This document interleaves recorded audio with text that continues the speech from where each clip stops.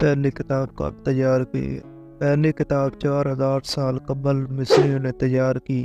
مصری نسل کے درختوں کی چھال کو کاغذ کے طور پر استعمال کرتے تھے۔ یہ کتابیں چھال کی لپٹی ہوئی تہوں پر مشتمل ہوتی تھیں، جو آج کی کتاب کے بیشتر لیکنوں سے بالکل مختلف تھیں۔ 5ویں صدی کے نصف میں بھیڑ کی اندرونی کھال کو درختوں کی چھال کی جگہ دے دی گئی۔ کھال کے ٹکڑوں کو ایک دوسرے کے اوپر رکھنے کے بعد ایک دوسرے چمڑے کی قسموں سے آپس میں باندھ دیا جاتا تھا۔ وہ کتابیں جنہیں آج ہم دیکھ رہے ہیں قرن وسطی میں ہی وجود میں آتی شروع۔